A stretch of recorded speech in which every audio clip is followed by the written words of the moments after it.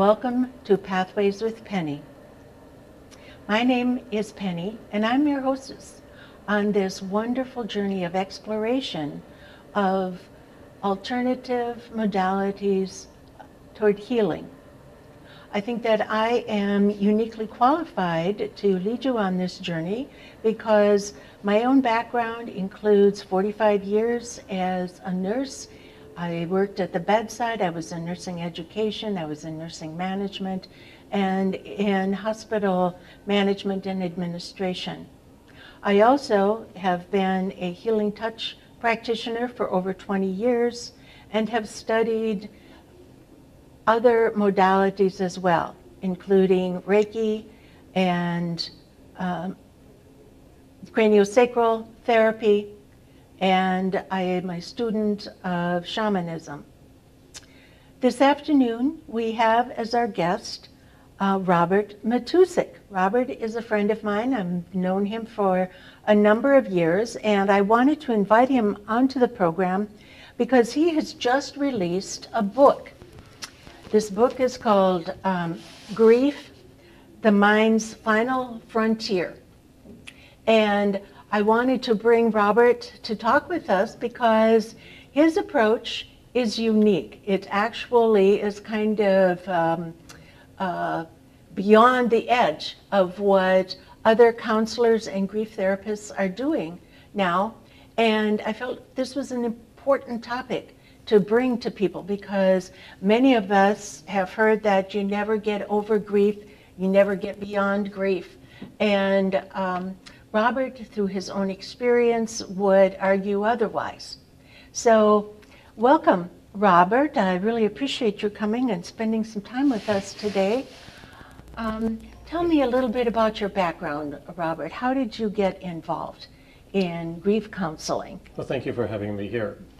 I experienced a number of what I call grief events since just before graduating from college. I had a military loss. Several years later, a suicide loss. I had 10 different events, spanning a good 40 years of my adult life. And included in that was also the passing of my wife from breast cancer. And 10 months later, my job was downsized in the same year. So I know what it is to experience the different types of losses. I've had a fire catastrophe, and the last one major one that I had was a business bankruptcy in 2008. But that got me as to thinking, well, what am I going to do with my life? My background is, I have a degree in business administration from the University of Toledo, Ohio, and I've spent 20 years in the healthcare field in human resources, 11 years as a department director. I've always been keen about how people react to the stress in life and in life events, and what could we do as an employer to make it easier for them. Well, for me, it was just continuing to run this gamut of different losses and trying to find resolution to them. And the big one that really stood out, of course, was my wife's passing, because it took me over 20 years to finally resolve that issue. And I'm a Reiki master teacher. I've been practicing Reiki for over 27 years. I've also, like you, I've studied shamanism. I've been practicing the shamanic uses for professionally and personally. Also different philosophies and Buddhism and Tao and Hinduism and many others. So I was searching for a way to heal the grief, and unbeknownst to me, I was doing it actually at a time during a Reiki session, a couple of Reiki sessions, and I realized, it's working on them. Maybe it'll work on me too. And I decided to try it on myself, and I finally got resolution, was able to attain closure. And I've been told that you never can attain closure in a grief event. That's going to be, like you said earlier, it's going to be with you the rest of your life. You'll only be able to manage the grief. Well, I found out, no, grief manages you, because if it is unresolved, it's always going to show up in different parts of your life. I suppressed the loss of my Army ROTC instructor when he was killed in Vietnam just before I was graduating in college and going to the Army. it devastated me. I was crushed. He was my role model, leader, just so many different things wrapped up in one. And when I heard of his news, I didn't know how to handle it. I stuffed the feelings. A few years later, a male classmate of mine committed suicide, did the same thing. And I realized I didn't have the what I call the tools to deal with the grief losses back then. And I carried those losses up until the time that when I started writing my book. And that's a 9-year process in Wow. completing the book. Mm-hmm. Well, it was looking like it was like peeling the onion, going layer after layer like that, till I was able to deal, especially with those first 2 losses. It took me 5 months just to write the 1 chapter on the military loss. So once I was able to do that, I found out that this is something I really need to do, is to help other people, because I know the pain and suffering of grief events, and I know who you're suffering for a long period of time, like I did with the military loss and the suicide. It takes its toll on your body. It takes a toll on you mentally, emotionally, and spiritually. And there's got to be a way to release it. And through my subtitle is your GPS for relieving grief, and I call it, it's the grief processing system. Mm-hmm. And I'm able to help people to use that system to release the grief, and then release the emotional connection to the grief. Let me clarify. And be able then to live the life that they're supposed to live here. Not with this thing hanging over them, like the proverbial 800-pound gorilla or worse, but something there that they can release and grow from that.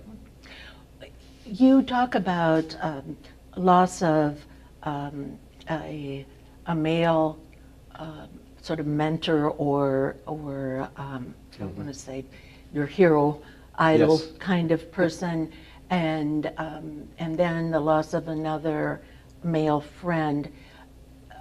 I'm wondering if you see the way that you handled your situation as being pretty characteristic of the way men in general handle grief, or don't handle grief, however you might want to say that. Yes, I grew up, in a family there where it was a large Polish family. My dad was the last of 8, and my mother was the middle of 5. And I know when we'd have weddings and funerals, my goodness, we had a great number of people there. But one thing I noticed, that when there was a funeral, that the men had the tendency to be very stoic, very careful as how they behaved, whereas the women were emoting, openly discussing, the grief event, and coming to some resolution even. Mm-hmm. Whereas with the men, they didn't. They stuffed their feelings, and that was it. Mm-hmm. And of course, that's all I knew, so that's what I did. Mm-hmm. And it wasn't until my wife's passing came, I said, I can't hold back the sadness, and I just bawled, I just cried, tears running down. I was doing it privately, but at least I let it out for the first time. Mm-hmm. And that's one of the key components, because my book is really 3 parts. The first part has to deal with the grief events, the 10 different types, and including job losses, and a female classmate of mine that was murdered, a fire catastrophe, pet losses, both parents. So I had a wide variety of different events there. And I realized that after I also I attended the Grief Coach Academy out of Los Angeles. And now, what prompted that? You have a business background, you worked in human resources, and yet you chose to go to a grief training. Well, after I had the business bankruptcy, I used my advice that I give to other people and trying to find out what you're going to do, after this, and I just basically kind of coached myself. I did have a session with a life coach, and I realized I can do that. In fact, I was doing this before it was a buzzword when I was in human resources. Because everyone You're talking about life coaching. Life coaching, yeah. Okay. And business, advice, and personal advice, professional. So after that, what I decided to do was to enroll in a life coaching course, and I got directed to this one who conducted by Terry Levine, who was considered the guru of life coaches. So during that process, I also met Aurora Winter, who founded the Grief Coach Academy. We had a talk at the time.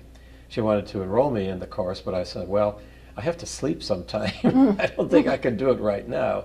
So let me finish the life coaching course, which I did, and then I enrolled into that course. It was a 1-year course, and I took a certification test after that and became a certified grief coach. So I decided to build my business and reach out primarily to men initially, because women have tremendous amount of resources. You can go on the internet and just Google, women in grief and men in grief, and see the difference. The women are up here and the men are somewhere down here as far as resources. So initially I was trying to reach out to the men, but life changes you, and healing these events changed me too, and I expanded my business from just coaching to incorporating consulting, and then I attended a wellness workshop at the University of Wisconsin-Madison a few years ago, and I thought, well, you've got all these beautiful things here for wellness, but nothing about grief. And I said, this has to be a component of grief, of the wellness program. So I put that in there, and so I really expanded my services, and I reached out to, primarily I'm with adults, male and female. So children, I find that's a different breed of cat.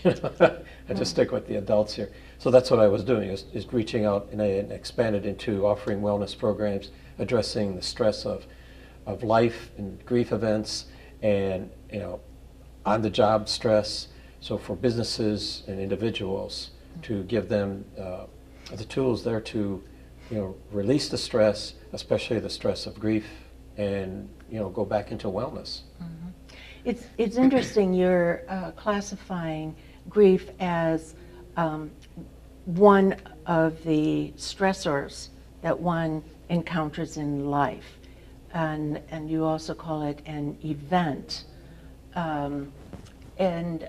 This seems a little bit clinical in a way, or is that simply a way to talk about it with other professionals or other people who might be interested in it?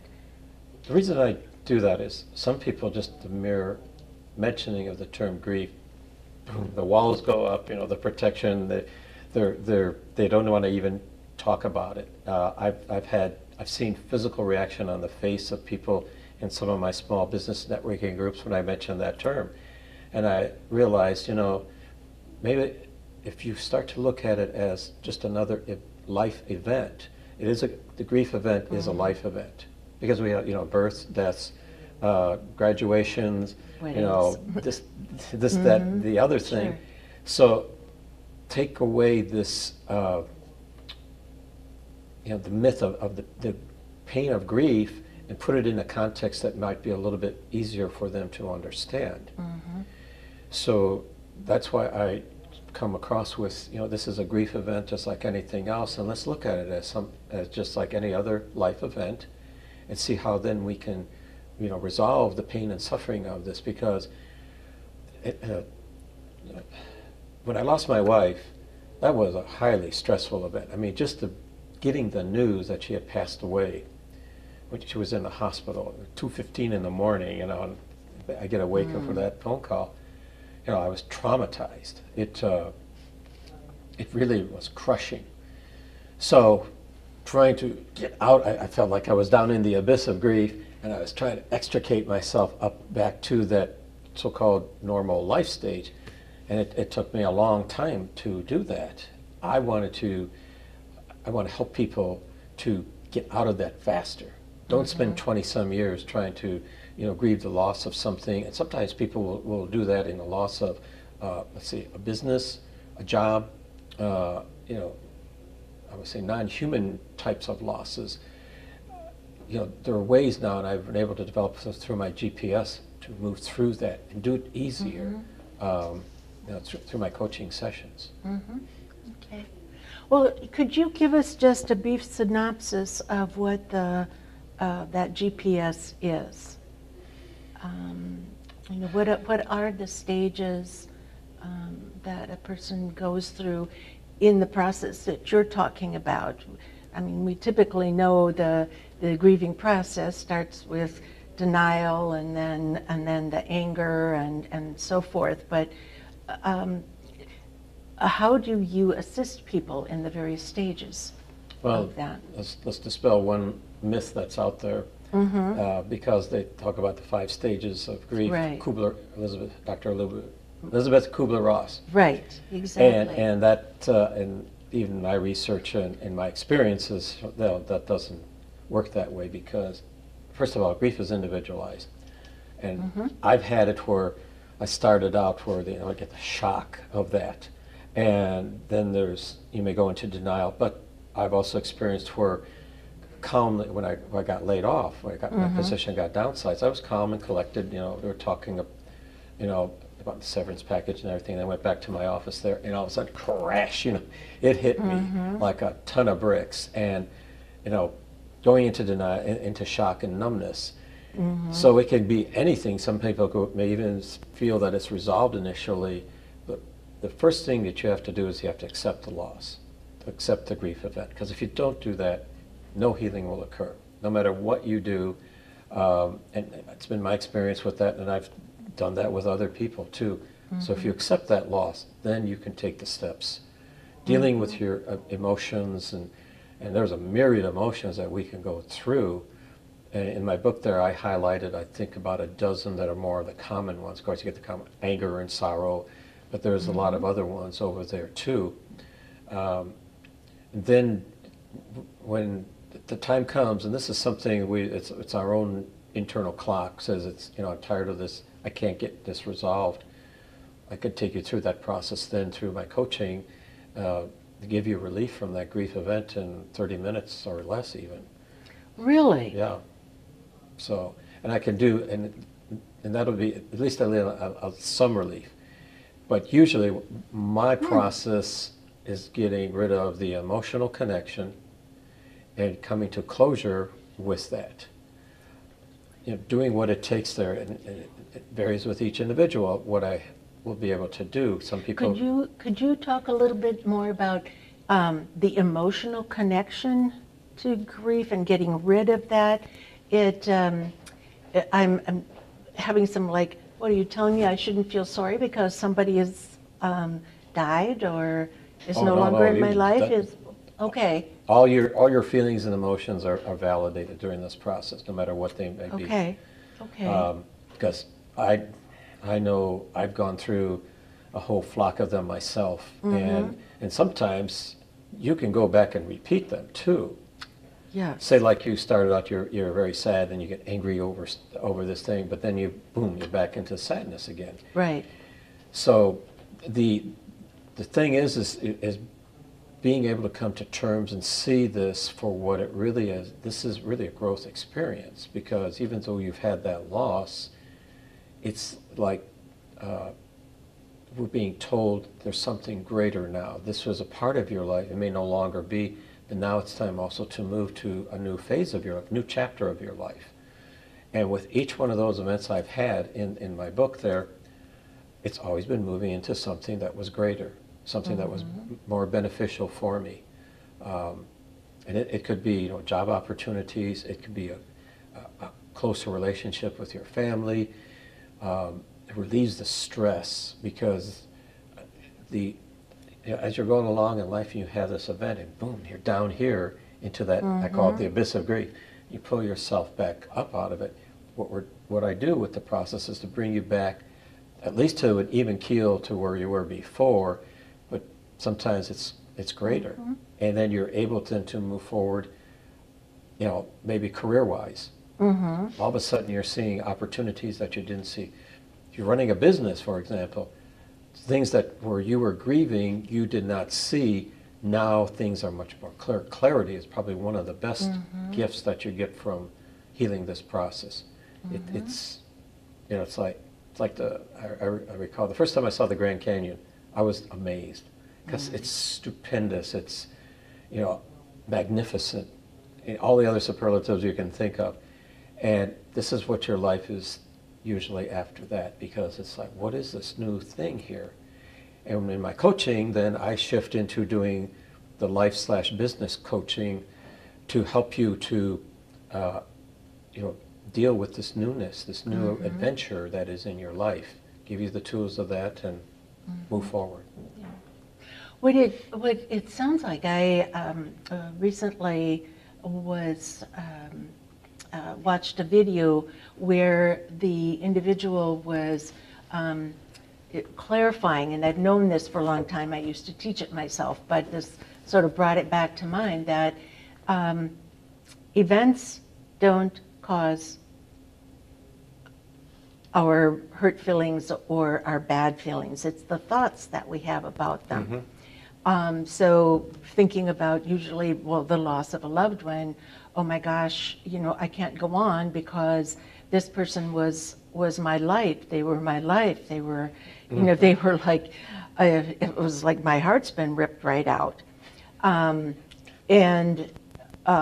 those are all thoughts, and it's the thinking that creates the emotional reaction rather than the actual passing of the person. It's what the person thinks about it. So it sounds to me like what you're doing is helping people to see that, yes, it hurt you very much, and let's look at this in a slightly different way, and now you can see what, that there might be some other possibilities.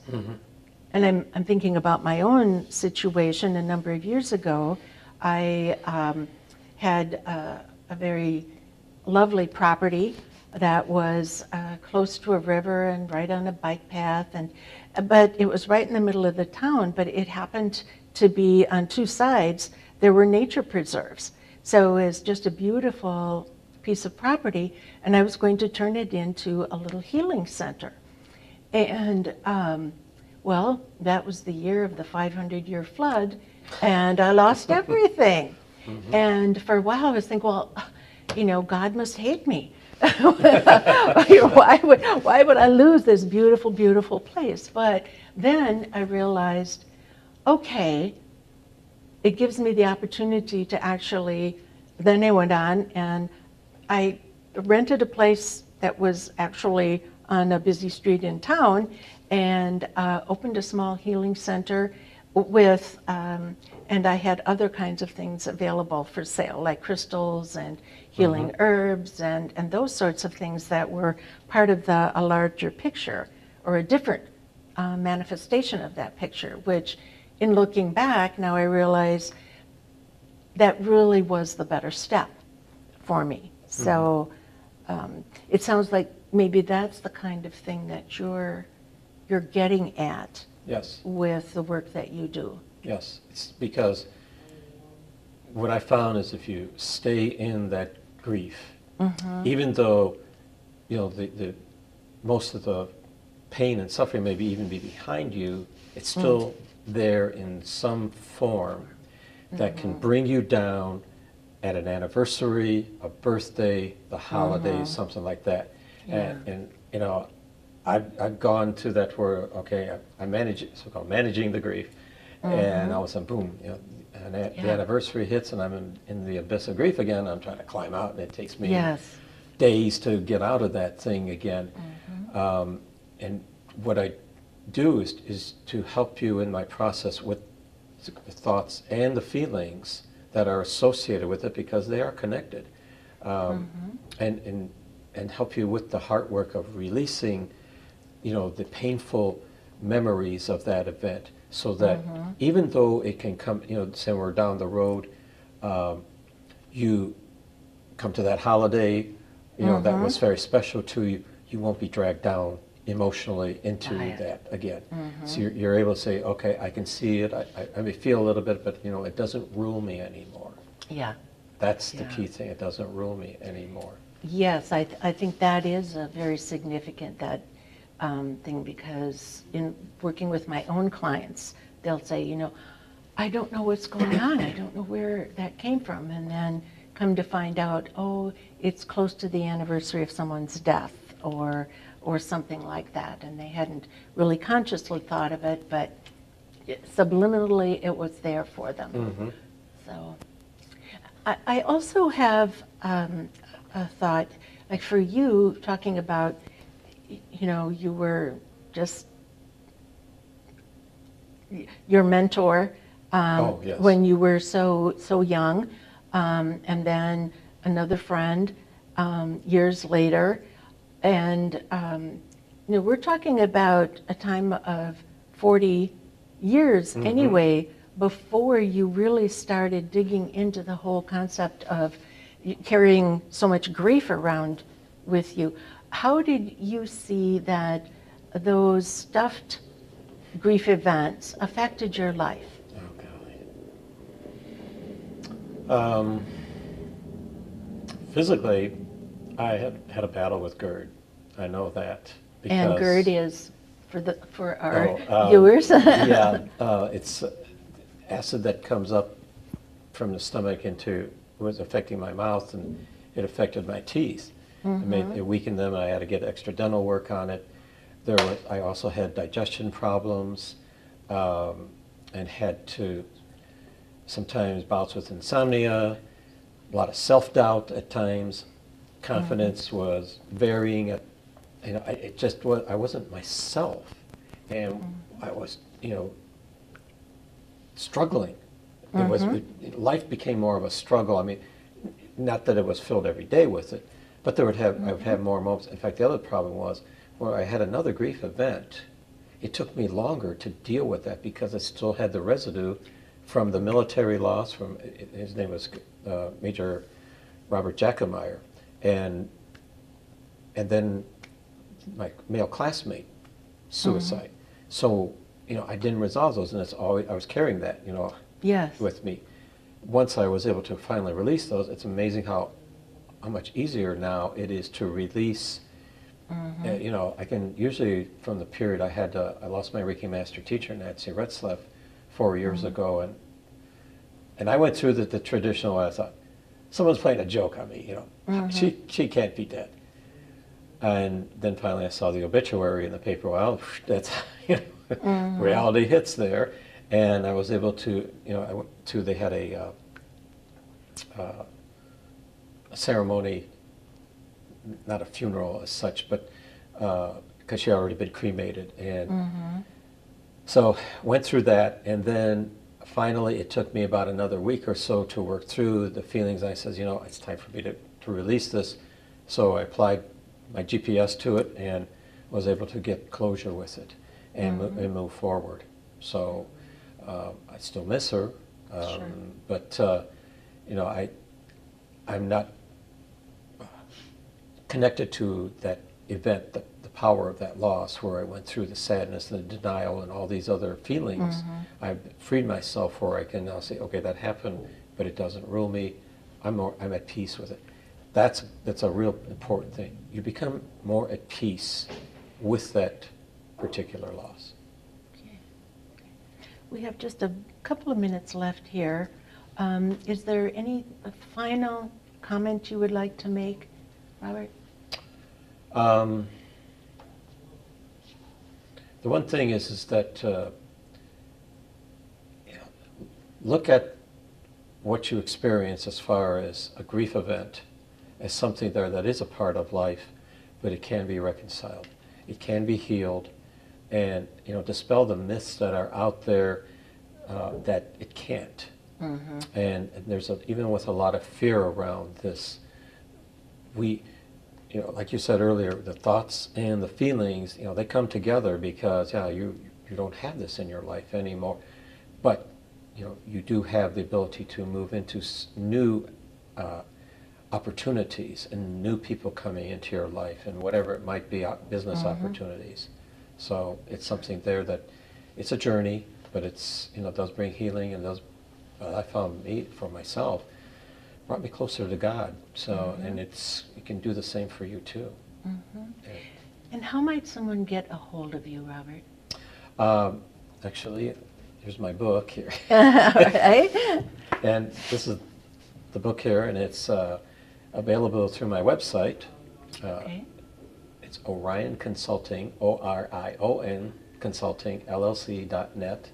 And you can go there, and the link will be to Amazon, where you can order that way, or you can get a Kindle too. So it's available that way too.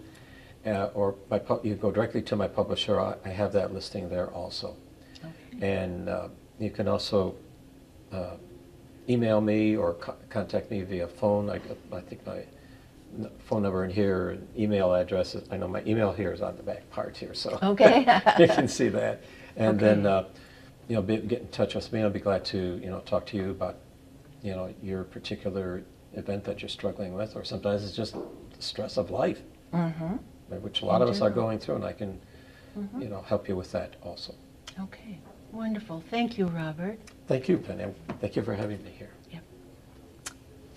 And thank you to our viewers, and we'll see you next time on Pathways with Penny.